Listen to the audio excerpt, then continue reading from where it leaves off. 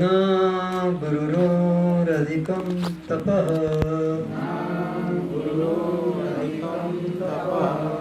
आत्मज्ञानात् परतरं नास्ति तस्मै श्री गुरुवे नमः। अज्ञानतिमिरान्धस्य ज्ञानाञ्जनशलाकया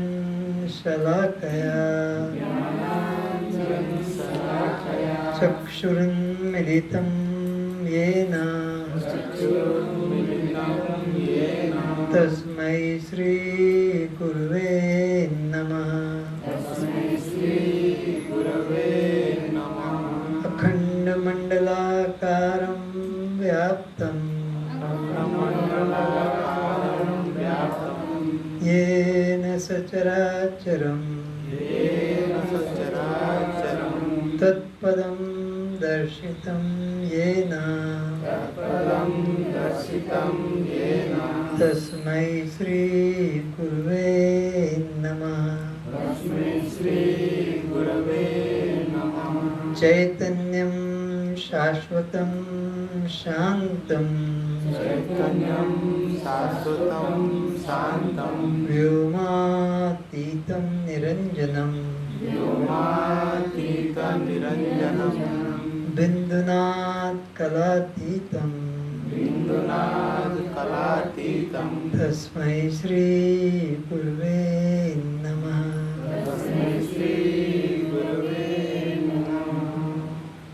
तीन लोक नौ खंड में गुरु से बड़ा न कोई हरि चाहे ना कर सके गुरु चाहे सो होय। यह तन विष की बेल है गुरु अमृत की खान शीश दिए पर जो मिले तो भी सस्ता जान। सात समुद्र की मसी करो लेखनी सब बन राय धरती सम कागज करो गुरु गुण लिखा न जाए।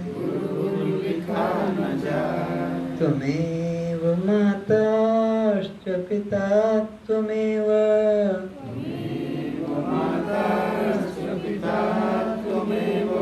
त्वमेव बन्धुश्च सखा त्वमेव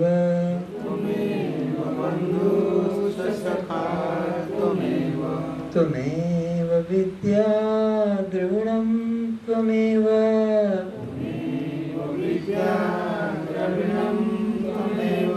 त्वमेव सर्वं मम गुरुदेव भगवन्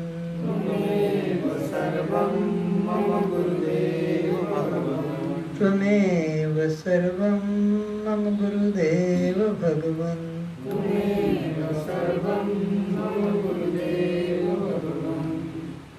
अनंत नाम रूपों में छिपे सच्चिदानंद स्वरूप प्रेमी आत्माओं को मेरा प्रणाम।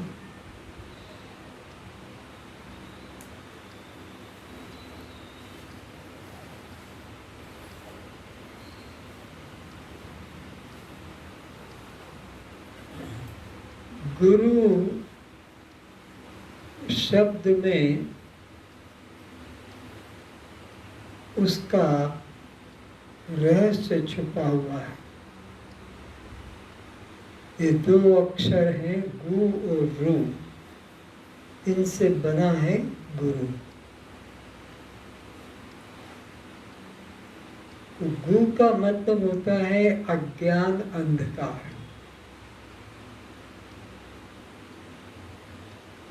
भेद बुद्धि, और रू का मतलब है उसका विनाश करके ज्ञान का प्रकाश कर देना। ये है गुरु का अर्थ।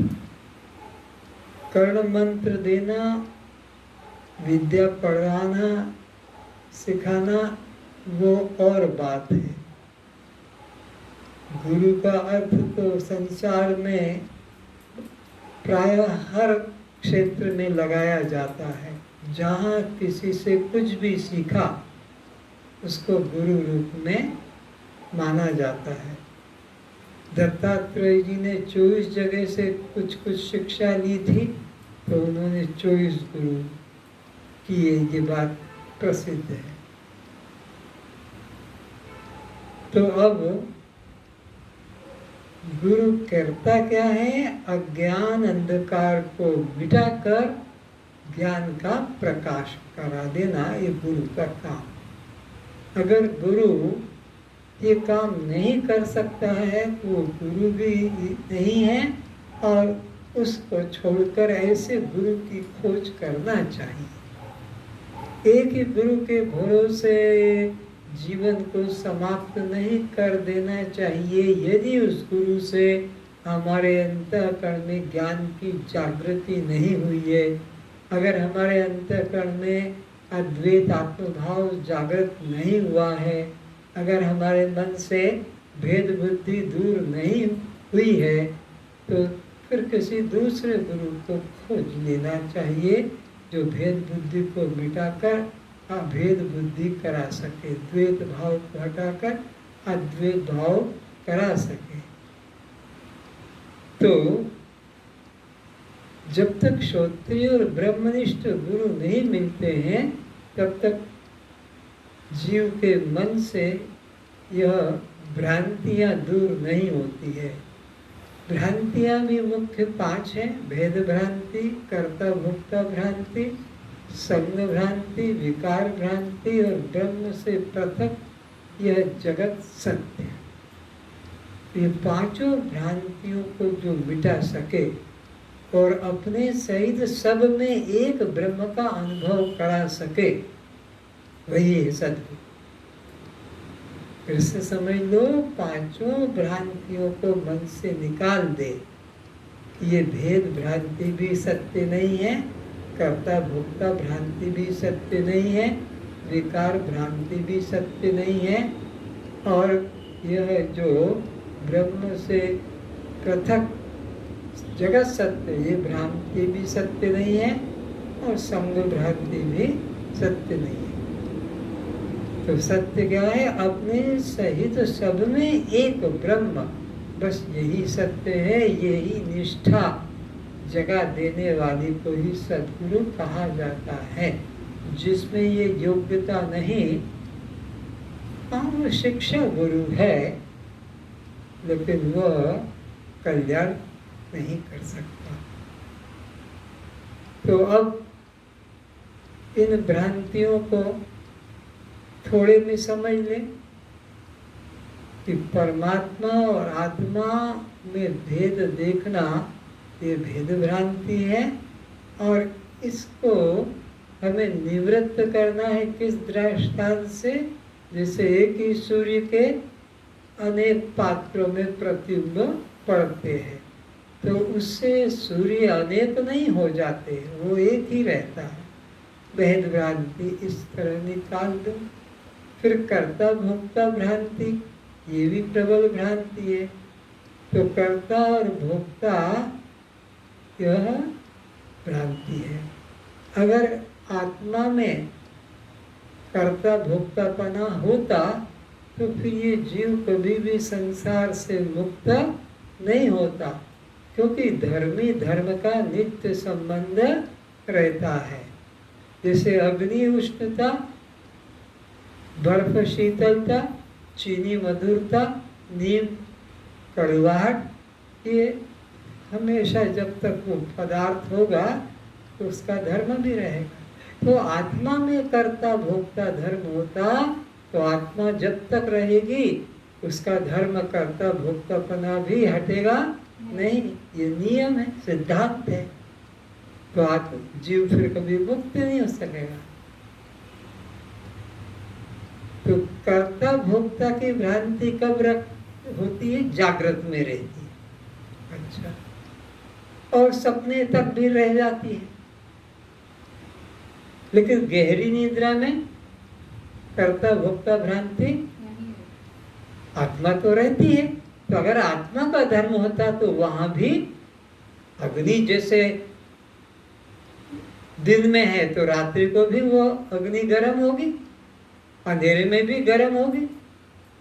तो आत्मा का धर्म होता तो फिर गहरी नींद में भी कर्ता भोक्ता पने का भाव रहना था, पर वहां नहीं रहता है। तो ये मन से भ्रम निकाल देना चाहिए, न मैं करता और न मैं भोगता। कौन करता कौन भोगता है? जो दिन में भी करता भोक्ता बना रहता है और स्वप्न में भी करता भोक्ता बना रहता है, पर सुषुप्ति में नहीं रहता। तो जागृत स्वप्न में कौन रहता है? यह अंतःकरण मन। ये मन ही से कर्ता भोक्ता का भ्रम होता है, और मन के न रहने से कर्ता भोक्ता भ्रम निकल जाता है। बेहोशी अवस्था में भी वहाँ मन नहीं रह पाता है, होश में। समाधि में भी कर्ता भोक्तापना नहीं रहता है। तो ये भी एक भ्रांति है, इसे भी हटा दो। क्या सोचो कि न मैं करता न मैं भोगता। अगर मैं करता होता तो जैसे जागृत में जैसे स्वप्न में वैसे ही सुषुप्ति में भी दिखना चाहिए था, पर सुषुप्ति में कर्ता भोक्तापन की भ्रांति किसी को भी नहीं होती है। तो वो मैं कर्ता भोक्ता, क्योंकि मैं आत्मा हूँ, उस दृष्टि से अब हम विचार कर रहे हैं। ऐसे ही संग भ्रांति, देह के अनुरूप अपने को मान लेना, इसको संग भ्रांति कहते हैं। जिसे कुम्हार घड़ा बनाता है, पर अंदर का आकाश वो असंग रहता है। छोटा घड़ा हो कि बड़ा हो कि टेढ़ा मेढ़ा हो, आकाश असंग है। घट के इधर उधर रखने से, लाने ले जाने से आकाश में कोई परिवर्तन आना जाना नहीं। और घट टूट जाए तो उसके अंदर में जो हमें घटाकाश की भ्रांति हो रही थी, वो वैसी की वैसी ही रहती है। तो इसी प्रकार ये देह का जन्म होता है पिता माता के माध्यम से, कुम्हार के माध्यम से वो माटी से घड़ा बना देता है। ऐसे ही पिता माता के द्वारा ये आपका हमारा शरीर बनता है, और इसके आने और जाने से अंदर जो चेतन तत्व है आत्मा, उसमें आना जाना नहीं। जैसे घड़े के अंदर के आकाश में आना जाना, घड़ा ही इधर उधर लाया ले जाया जाता है, तो ये शरीर ही इधर उधर लाया ले जाया जाता है। किसके द्वारा? जीव के द्वारा। शरीर की अपनी कोई वासना, अपनी कोई इच्छा कि मुझे इधर जाना है कि उधर जाना है, कहाँ बैठना है कहाँ लेटना है, ये सब जीव के ऊपर या मन में है। शरीर का तो कुछ भी नहीं, वो तो एक खाली बर्तन की तरह है। जैसे तुम उसमें घड़े में दूध भर दो कि पानी भर दो कि तेल भर दो कि घी भर दो कि शराब भर दो कि मलमूत्र भर दो, घड़े को कोई प्रयोजन नहीं। तो आपका हमारा ये शरीर घड़े की तरह है। तो घड़े के नष्ट हो जाने से जैसे घड़े के अंदर का आकाश नष्ट नहीं होता, इसी प्रकार इस देह के नष्ट हो जाने से देह में स्थित जो चेतन तत्व है उसका नाश नहीं होता। तो जैसे घड़े का नाश होने से वो घट आकाश उपाधि खत्म हो जाती है, पर वो जो आकाश है वो महाकाश रूपी रहता है। ऐसे ही अविद्या उपाधि दूर हो जाने से जीव भाव खत्म हो जाता है, पर वह चैतन्य चिदाकाश जो का त्यों बना रहता है, उसमें कोई अंतर नहीं पड़ता। घट नष्ट होते ही घट का आकाश महाकाश रूप रह जाता है, ऐसे ही यह देह भाव नष्ट होते ही ये जो अंदर चेतन तत्व है ये चिदाकाश रूप ही होता है। घट नाश से घट के आकाश का नाश, ऐसे ही देह के नाश से देह में स्थित चिदाकाश का नाश नहीं। तो मैं यह देह नहीं, मैं देह से पृथक हूँ। ये संग भ्रांति थी कि मैं स्त्री हूँ या मैं पुरुष हूँ। स्त्री पुरुष मेरे रहने का मकान या मेरे पहनने का कपड़ा है, तो कपड़े से कपड़ा पहनने वाला अलग है, मकान में रहने वाला मकान से अलग है। कार में प्लेन में बैठने वाला, यात्रा करने वाला कार प्लेन ट्रेन से अलग है। ऐसे ही देह में यात्रा होने वाला ये शरीर जो 84 में भटकने वाला, उससे मैं चिदाकाश आत्मा अलग हूँ। ऐसे ही चौथी भ्रांति है विकार भ्रांति। जैसे दूध में जामन डाल देते हैं तो वो दही विकार हो जाता है। गेहूं को पीस दिया तो वो आटा विकार हो गया, चने को पीस दिया तो वो बेसन विकार हो गया। अब जब विकार हो जाता है तो उस वस्तु को वापस उसका जो निराकार पहले रूप था, जिसमें कोई विकार नहीं था, निर्विकार, वो नहीं हो सकता। अब दही दूध नहीं हो सकेगा, क्यों? विकार घट गया, परिणाम घट गया। अब आटा गेहूं नहीं बन सकता, क्यों? विकार परिणाम हो गया। बेसन चना नहीं बन सकता, क्यों? उसका परिणाम या विकार हो गया। लेकिन जीव तो ब्रह्म रूप है, इसमें तो कभी विकार घटता नहीं, ब्रह्म तो निर्विकार है। दूध में विकार घट जाएगा, गेहूं में विकार घट जाएगा, कि चावल में विकार घट जाएगा, लेकिन आत्मा में विकार नहीं घटेगा। जैसे स्वर्ण और अलंकार, तो अब स्वर्ण के कितने भी आकार बना दो, पर स्वर्ण की सत्ता में कोई भी हेरफेर नहीं हुआ। घड़ा माठिया बना दो, सुराही दीपक बना दो, ईंटा बना दो, पर मिट्टी सत्ता में कोई अंतर नहीं पड़ता है। वो सत्ता वैसी है। काठ के कितने आप उपयोगी चीजें बना लो, पर काठ धातु में कोई अंतर नहीं पड़ता है। ये विवर्त कहलाता है, जो अपने मूल स्वरूप में बिना परिवर्तन लाए अन्य रूप में प्रतीत हो। अपने मूल स्वरूप में बिना परिवर्तन लाए, तो चूड़ी चेन अंगूठी आभूषण जो हैं, इनका मूल रूप क्या है? तो उसमें बिना विकार लाए वो स्वर्ण की सत्ता वैसी अखंड बनी है। आकार कुछ भी हो जाए तो उसको कहते विवर्त। तो ये जीव ब्रह्म का परिणाम नहीं है, बल्कि विवर्त है। अगर परिणाम होता तो दही घी जो बन गया, बस वो दही घी वैसे ही रह जाता, दूध नहीं बन पाता। लेकिन जीव को तो ब्रह्म कहा है, और जीव ब्रह्म रूप है। यही वेद संत उपनिषद कह रहे हैं, जीवो ब्रह्मयो केवलम।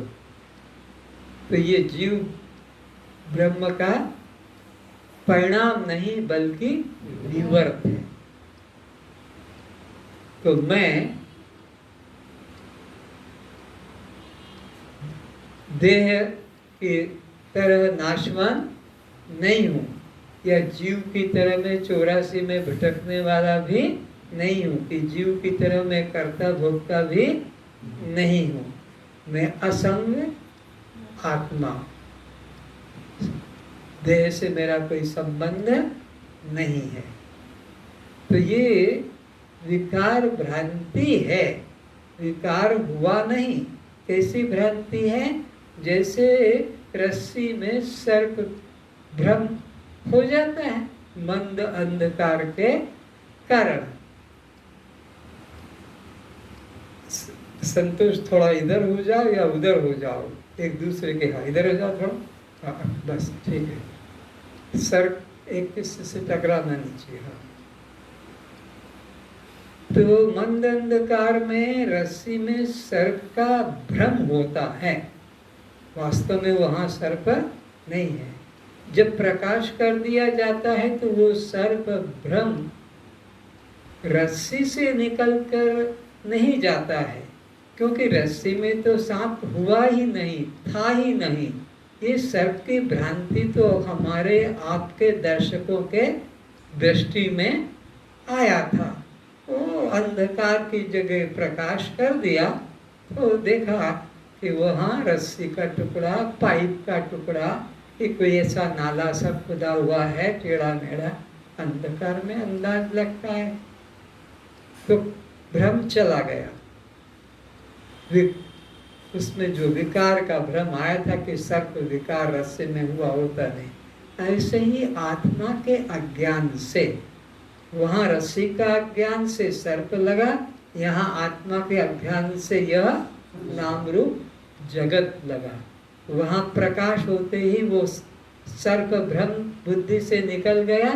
ऐसे ही यहाँ पर भी सद्गुरु के द्वारा आत्मा का प्रकाश ज्ञान मिलते ही जगत भ्रम बुद्धि से निकल जाना। इधर तो कुछ हुआ ही नहीं, रस्सी में तो कुछ हुआ ही नहीं, वो तो जो की त्यों ही थी। ऐसे ही यहाँ एक ब्रह्म के अलावा दूसरा कुछ हुआ ही नहीं, है ही नहीं। लेकिन हमारे बुद्धि में भ्रम आया था रस्सी में, जैसे सांप के प्रति भ्रम आ गया, रस्सी में कुछ नहीं था। ऐसे ही आत्मा में कुछ भी नहीं है, बुद्धि में भ्रम आया है, तो वो हमारी बुद्धि से निकल जाता है कि मैं निर्विकार शुद्ध आत्मा हूँ। जगत नाम की कोई चीज है ही, जैसे रस्सी में सर्प नाम की कोई चीज है ही नहीं, ऐसे ही मुझ आत्मा में जगत नाम की कोई वस्तु नहीं है। कैसा है ये? जैसे मरुभूमि में जल, मरुस्थल में जल, तो वहाँ जल है नहीं, प्रतीत होता है। ऐसे यहाँ भी ये जगत है नहीं, प्रतीत होता है। और अब एक और अंतिम भ्रांति है जिसको कहते हैं कि भाई ब्रह्म से पृथक ये जगत सत्य है।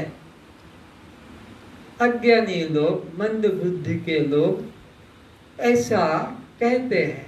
कोई भगवान अगवान है नहीं, बकवास है, बाबा महात्माओं का कमाने का धंधा बना लिया, डरा रहे हैं, नरक स्वर्ग ऐसा है। तो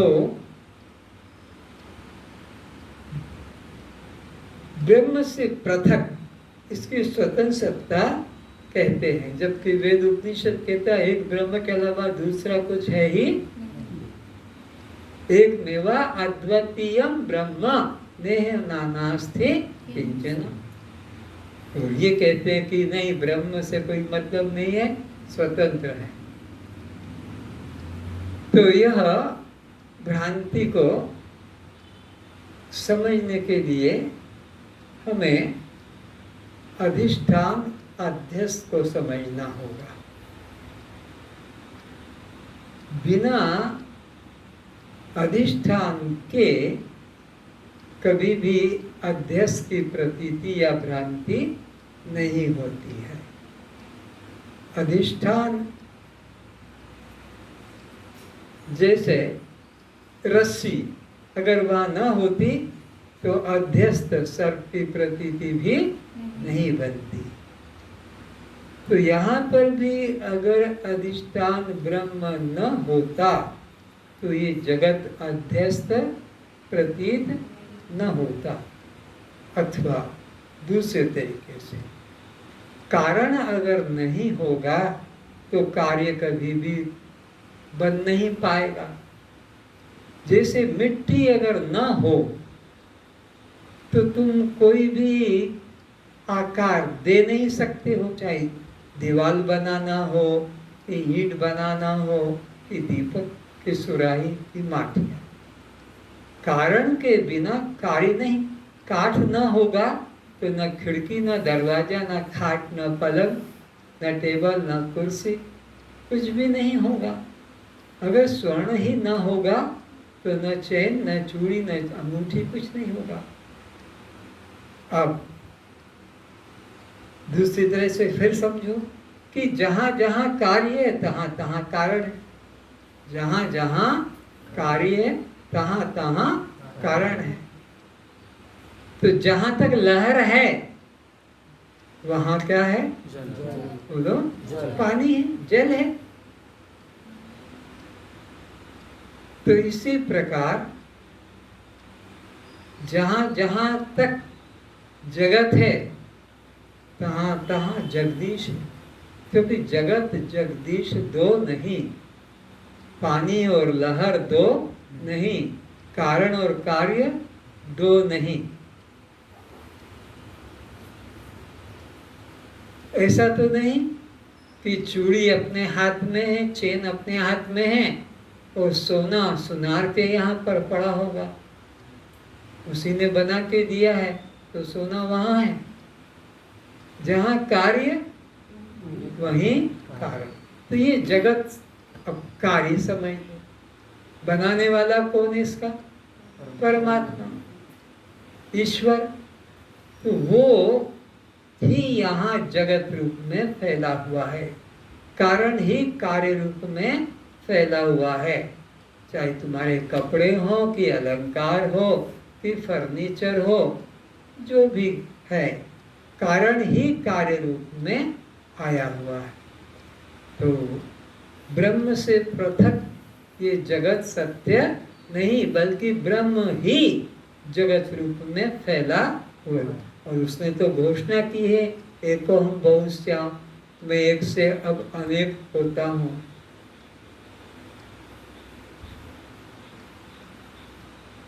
धर्म संस्थापनार्थाय संभवामि युगे युगे। उसी ने ये कहा है कि मैं अनेक होता हूँ।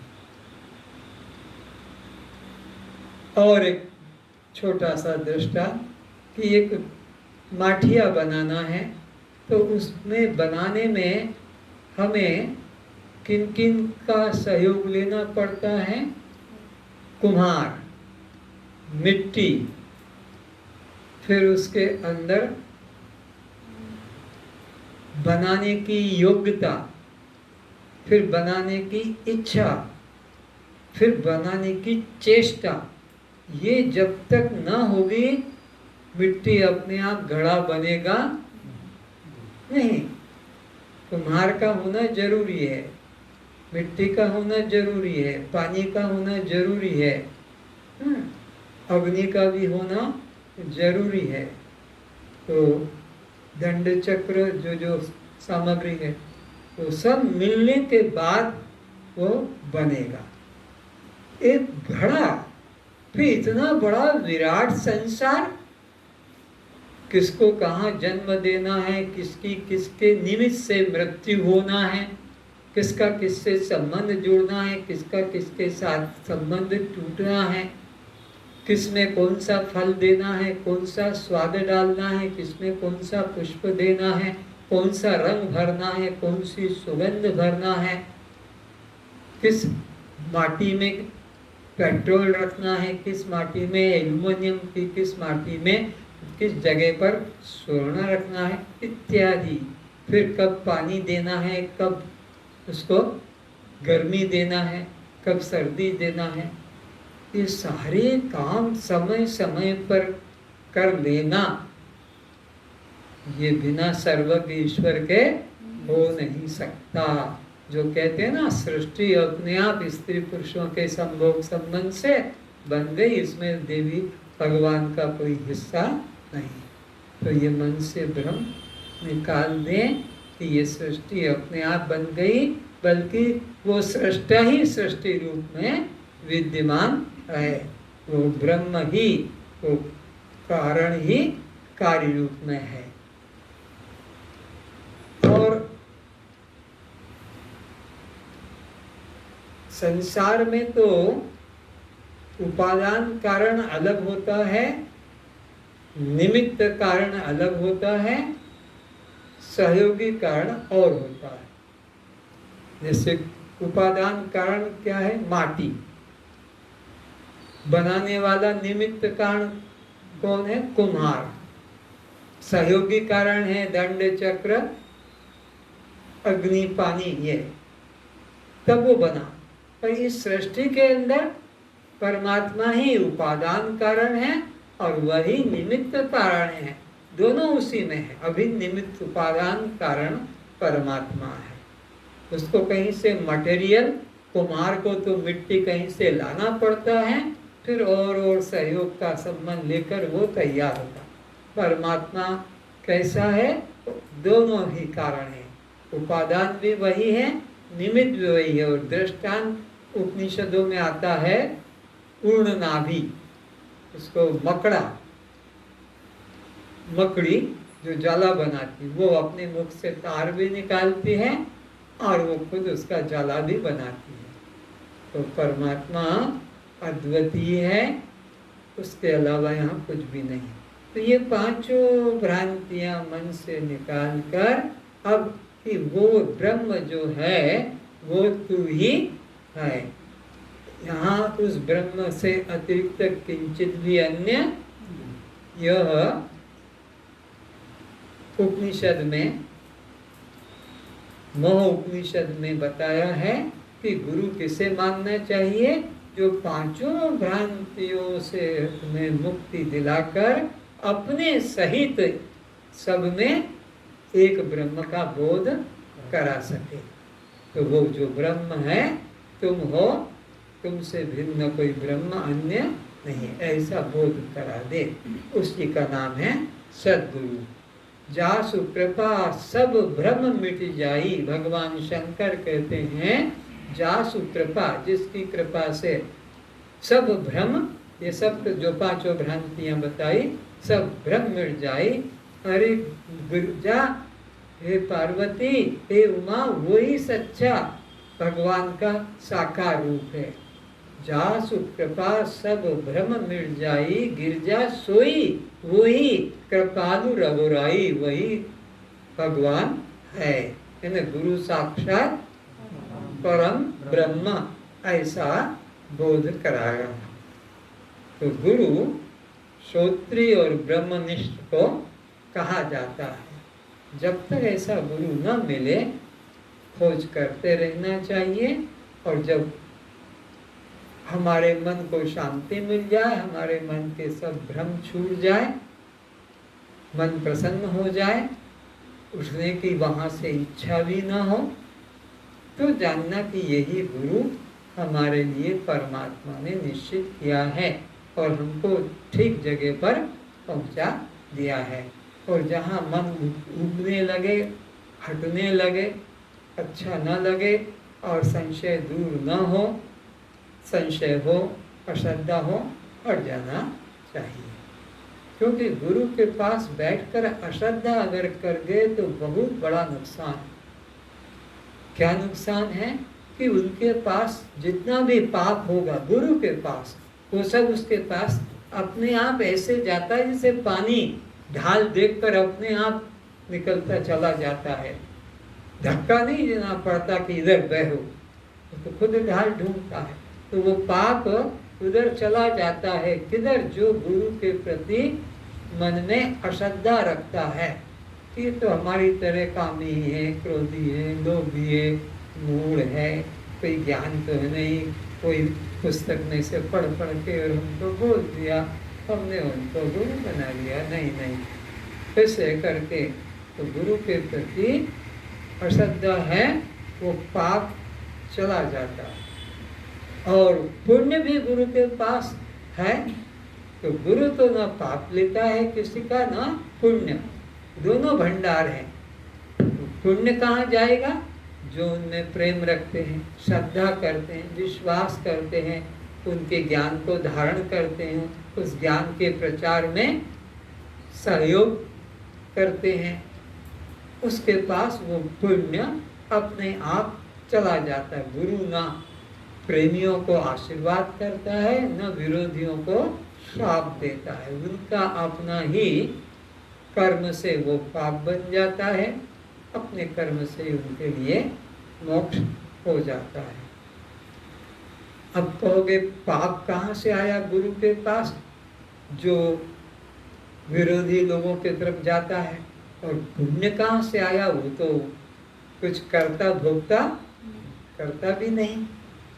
तो गुरु के पास जो आते हैं, श्रद्धा करते और प्रणाम करते हैं, तो उनके सर पर जो पापों की गठरी होती है, प्रणाम करने से क्या होगा? वो गठरी उनके चरणों में पड़ेगी।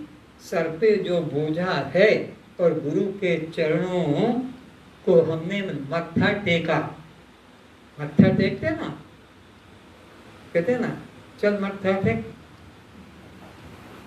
भाण मुड़िया चलो, तो जो मुंडिया मारा, वो जो था पोटला काय का, पापों का रह गया भाई। और तुमको गुरु ने आशीर्वाद दे दिया, मंगलम भवतु, तुम तो मंगल लेकर आ गए, और वो गठरी वहीं छोड़ा है। अब वो क्या करेगा वो गठरी को? तो वो गठरी अपने आप ही उधर चली जाती है। किधर? जो उन पर अश्रद्धा करके, उनको कहना नहीं पड़ता। अब पुण्य कहाँ से आया? हर श्वास में कोटि कोटि यज्ञों का फल उनके साथ हो रहा है, क्योंकि वो तो ब्रह्म निष्ठा के अलावा देह भाव, कर्ता भाव, राग द्वेष है नहीं। तो इसलिए उनके हर श्वास में कोटि कोटि यज्ञों का फल बनता जाता है, पर वो तो पुण्य लेते नहीं है। तो वो पुण्य उधर चला जाता है, किधर? जो उनमें श्रद्धा करते हैं। इसलिए का गुरु कीजिए जान के, पानी पीजिए छान, और बिना विचारे जो करे पड़े 84 घान। तो इस प्रकार से ये गुरु तत्व का संक्षिप्त में वर्णन किया है।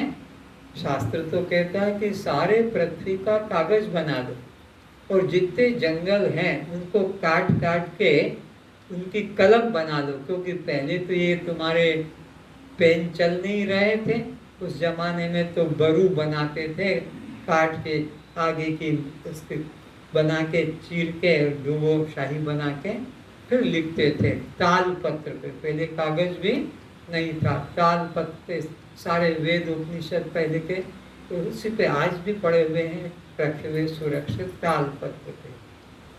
तो सारी पृथ्वी का तो तुम कागज बना लो, और जंगलों को काट कर तुम उसकी कलम बना लो। और समुद्र की, सातों समुद्र की शाही, देखो कितनी महानता की बात छुपी है कि गुरु कितनी महान सत्ता का नाम है, तब भी गुरु की महिमा लिखी नहीं जा सकती।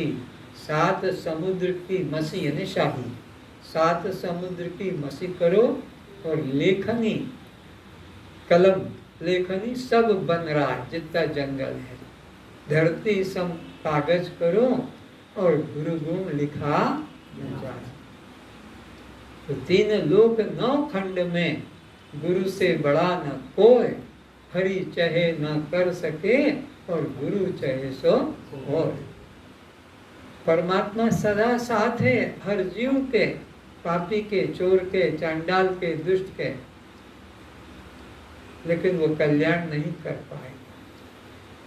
गुरु चाहे सो होय, गुरु की शरण में जाने से कल्याण होता है। तो ऐसे गुरु की खोज करना चाहिए। अष्टवक्र